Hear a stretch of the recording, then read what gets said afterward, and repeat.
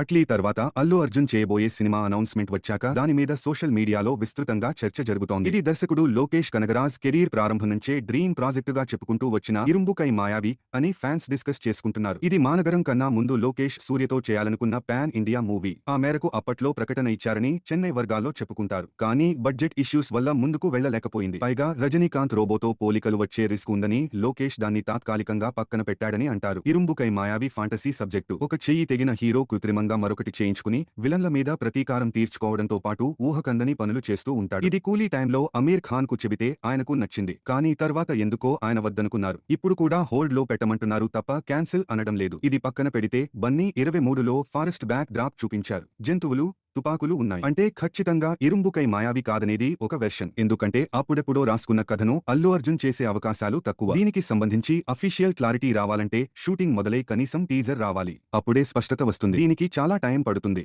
అట్లీ ఇది పూర్తవడానికి ఇంకో 6-7 నెలలు పట్టేలా ఉంది. కూలీలో జరిగిన పొరపాట్లు మళ్లీ రిపీట్ కాకుండా లోకేష్ ఈసారి స్క్రిప్ట్ మీద జాగ్రత్తగా వర్క్ చేయబోతున్నాడట. హీరోగా నటిస్తున్న మూవీ షూటింగ్ కూడా వేగవంతం చేసి అల్లు అర్జున్ 23కి పూర్తి సమయం కేటాయించబోతున్నట్టు ఇన్సైట. మైత్రి మూవీ మేకర్స్ దీనికి పెట్టబోయే బడ్జెట్ వివరాలు ఇంకా లీక్ కాలేదు. అట్లీది అయ్యేదాకా లోకేష్ కనగరాజ్ సినిమాకు సంబంధించి అప్డేట్స్ ఇకపై ఉండనట్టే.